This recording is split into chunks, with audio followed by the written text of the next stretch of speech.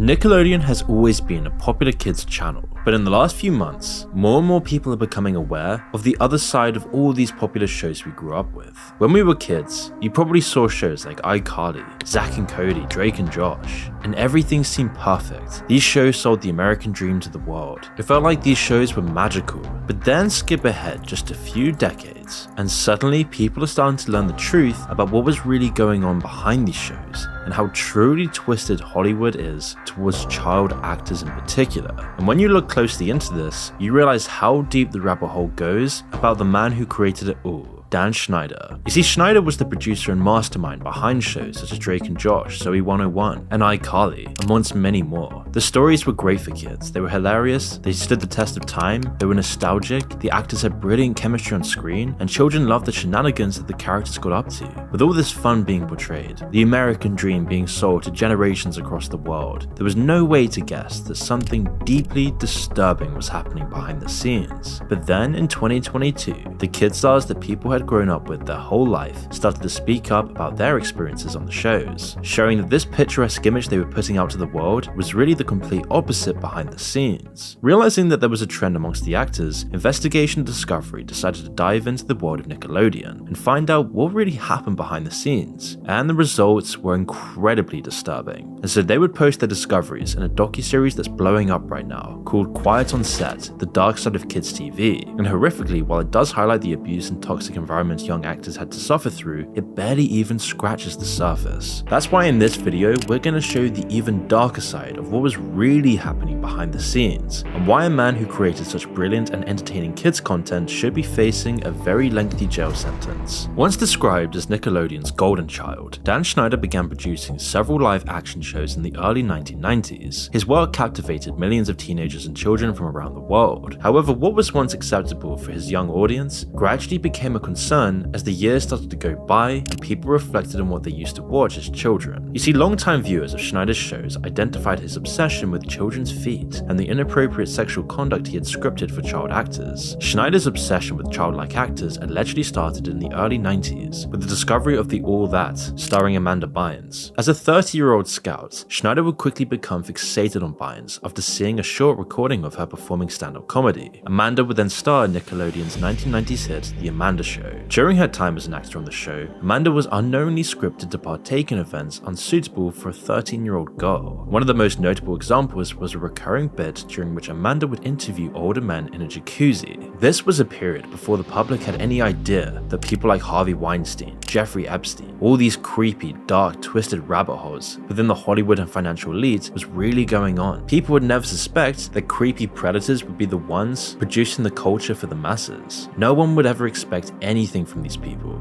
It was a very, very different time culturally, and so in Schneider's eyes at the time, he thought this was harmless. So harmless in fact that he featured himself as a guest on the show and participated in a jacuzzi interview with Amanda. And over the years, people have started raising eyebrows about how this was ever allowed, especially when Jenny Kilgan, one of the female writers on the show, alleged that Schneider forced her to watch adult entertainment. Jenny later sued Nickelodeon for gender discrimination and for creating a hostile work environment, and this was the first time that someone sued the studio because of Schneider's actions and due to his terrible decision making, but it certainly wouldn't be the last. At the time, this seemed like a shock. How could someone sue the person making all these great nostalgic shows that we grew up with? They created our childhood culture and inspired a generation of kids around the world. How could someone sue the creator of all of this stuff? Well, Jenny would continue to explain her actions by discussing all the creepy stuff that was happening in the film industry at the time, but back then no one cared. At first, she had no idea when she started working for Nickelodeon. It seemed like a golden opportunity with this rising network. However, soon after joining, a darker, sinister truth was about to be revealed. After being chosen for the position as a writer through a job forum, Jenny and another writer were hired as the only two female writers for Schneider's shows. At the time, both writers were manipulated into sharing one salary. The reason being, Schneider was only willing to hire the female writers if they split a salary. No one thought to challenge the idea of two employees sharing a salary. whatever Schneider wanted was golden and pressed in stone due to the huge success he was bringing to Nickelodeon and the Hollywood industry. And people just somehow accepted it, and it seemed like all the employees enjoyed working in the same room as Schneider. He was a writing genius, great at directing and producing all of these fantastic shows for children. But then it started getting weird. One of the first signs was his constant jokes targeting individuals on his team. He would often say to his writers, women can't write funny, and challenge them to find a funny female writer, which is kind of just the banter of men in the 90s, and could be passed off fairly easily. But then it started getting worse and worse, and Schneider's comments eventually led to another gender discrimination case in 2000, where one of the female writers of The Amanda Show claimed that the producer would frequently message her and request that she give him massages in the writer's room. Really creepy Weinstein-style stuff. But despite showing multiple red flags in his career, Nickelodeon brushed aside allegations which Schneider faced, because they knew he was their golden goose. He was writing these excellent shows, he knew what children wanted to see,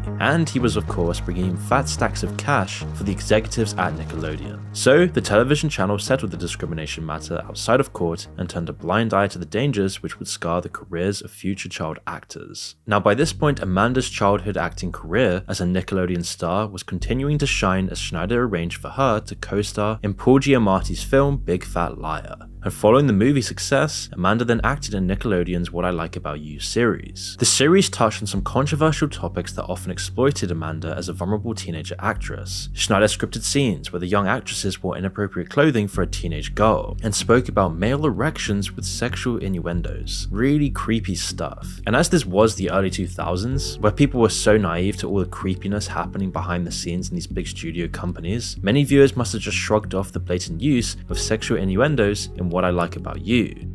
However, this constant theme continued to plague other Nickelodeon programs. Victorious has far too many examples, including scenes where characters are slapped in the face with a sausage or shake weights in an inappropriate manner. In one episode, Ariana Grande's character, Kat, tries to milk a potato by squeezing it. Now, Schneider would repeatedly sexualize material for his own child actors, and maybe remind you that some of these actors weren't even 16 years old. The scenarios and the jokes he made the actors do, when watching in hindsight, seem completely out of line. One of the scenes which scarred Jamie Lynn Spears' career was in an episode of Zoey 101 when a tube of goo squirts all over her face. After filming the scene, one of Spears' male co-stars turned to her and said the scene reminded him of a shot. This incident wouldn't be the first or last attempt either to inadvertently recreate an adult entertainment scene. Ariana Grande's character was forced to pour water over her face in an effort to drink it. And the scene just makes you want to know, why couldn't they just use a glass? It was this creepy sexualizing of Grande's character in Victorious and Sam and Cat that made people question Schneider's motives as a producer.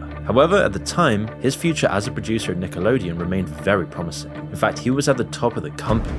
He was one of the main guys propelling Nickelodeon to TVs all around the world. He knew what the kids wanted and was a genius at writing for them. However, to what extent was Nickelodeon prepared to deal with his misconduct and all these weird allegations made against him? Well, in 2013, the public perception of Nickelodeon's golden child took a turn in the wrong direction when Sam and Cat, another of Dan's creations, ran a competition. Fans were challenged to write on the bottom of their foot and submit photos to the studio.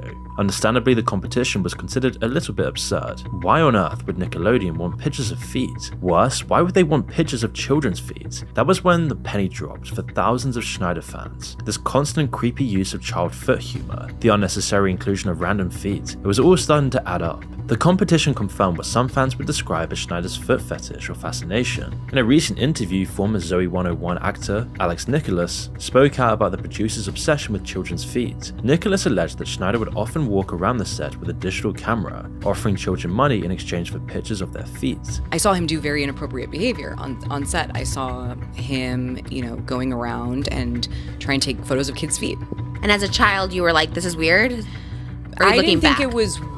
Well, he was walking around with dollar bills. That's what I remember. And he was telling the kids, come, I'll take photos of your feet and give you $1. Like it was like some funny hoax, Schneider made things significantly worse for himself when he began posting photos of female actresses' feet online. This immediately raised concerns, and Nickelodeon subsequently launched 2 internal investigations due to concerns about Dan's behavior. Jeanette McCurdy, who played Sam in iCarly and Sam in Cat, said that after the investigation, Schneider would refrain from interacting with certain actors from the show. Instead, he would write notes from his office and have an assistant pass them on. Not only did this leave his reputation hanging in the balance as people were unsure what to think, but it also left people wondering what Nickelodeon Nickelodeon had found that made Schneider so keen to stay in his office, and if it was so bad, why wasn't he forced out of the company? And Hollywood itself. Despite concerns and the fact that something dodgy was clearly going on behind the scenes, the producer continued to work for the television channel and produce Game Shakers and Henry Danger. It seemed like the studio had purposely forgotten about all that had transpired, but then in 2017, Nickelodeon's parent company Viacom CBS launched another investigation into Schneider's alleged sexual behavior. Whilst the results of the investigation found no evidence of sexual misconduct, the report did reveal that Schneider could be verbally abusive towards those who were working for him. This reawakened fans' concerns, and in 2018, after extensive rumors that Schneider was sexualizing actors, he was unexpectedly sacked by Nickelodeon. But at this point, it'd been decades of him working at the company. Now, the studio didn't help the rumor mill when they gave the former producer a $7 million payout following his termination. And after being sacked, Schneider denied any allegations of misconduct. In a statement to the New York Times, he said, quote, "I couldn't and I wouldn't have a long-term friendship and continued loyalty from so many reputable people if I mistreated my actors of any age, especially minors." However, there are some other overlooked issues as well. For example, one actor, Tiesha Hampton, who was formerly married to Cal Mitchell and Nickelodeon's Star, went online in an interview addressing and outing Nickelodeon's practices head-on. The reason why the TV shows and Nickelodeon shows were filmed in Florida was because Florida had no child labor laws. Tiesha claimed that Nickelodeon moved to film in Orlando, Florida because of their lack of child labor laws. This gave producers the freedom to do what they wanted with no consequences. Tiesha said they would show adult entertainment and be completely inappropriate with their child actors. They would even go to clubs with fake IDs supplied by people on set. Because we would get into clubs and we were young, like 16, 17 years old, we'd be in clubs.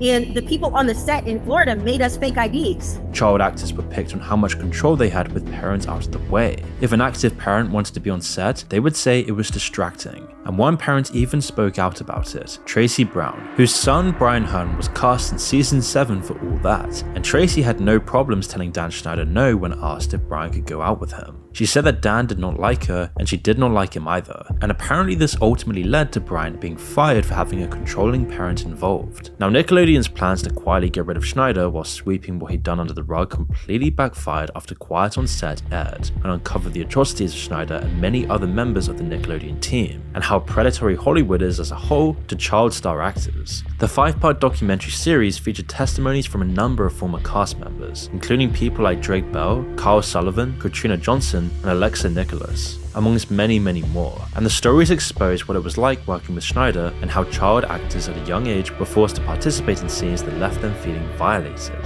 And one of the most disturbing secrets the docuseries brought to light, and that made people question how common this sort of behavior is within Hollywood as a whole, was the sexual abuse of child actor Drake Bell for the program Drake and Josh. The docuseries reveals that Bell suffered sexual abuse from one of Nickelodeon's coaches named Brian Peck, who was arrested in August 2003.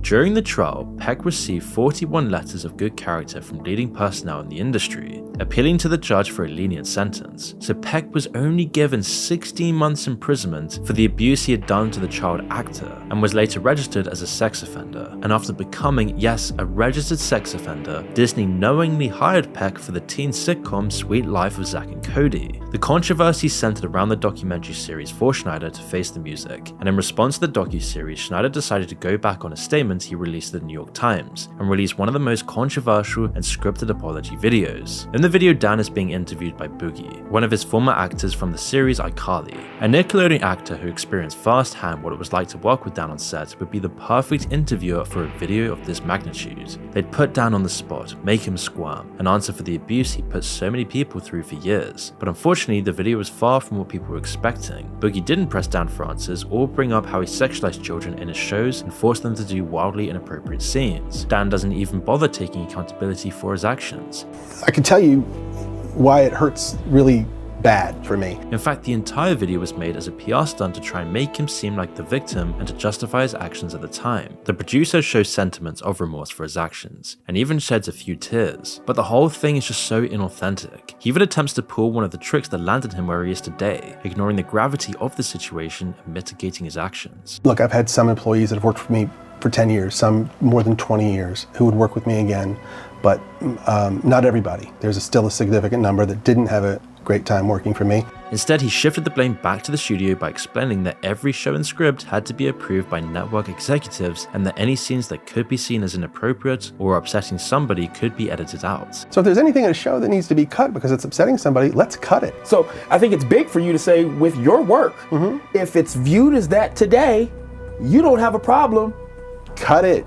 Cut it. I mean, that's a solution. While the studio can be blamed for many of the things that were allowed to happen, Schneider is far from innocent. At least that's what the court of public opinion says. The truth of the matter lies in the shows that Schneider produced. He's constantly been such a weird guy to be around, living out his dark fantasies through his shows and relationships with child actors. And now people are saying that his attempts to emancipate Amanda from her parents back in the early 2000s was merely a ploy to play the fatherly figure he so desperately wants to play. His obsession with being a dominant fatherly figure even made his child actors refer to him as daddy on set. The docu-series revealed several scenes where Schneider would put his arms around his actors and in a sense manipulated them into thinking that they were his prized possessions. Not only did Schneider feel like he could control these kids, but he forced them to reenact his wildest fantasies. And in all honesty, an insincere apology from him in a scripted video will never be enough to change what happened. His idea of cutting out inappropriate scenes from shows that aired close to 10 years ago is totally ludicrous. Dan Schneider's $7 million paycheck meant that he never has to work another day in his life. He is completely set for life, not to mention all the success he brought Nickelodeon and how much he was rewarded privately. So despite the accusations against him and the fact that he will never be able to produce again, it certainly seems that this is a worrying trend that's being uncovered throughout Hollywood, and it's just a symptom of a much wider problem happening in the entertainment industry as a whole. And only time will tell who will be exposed next.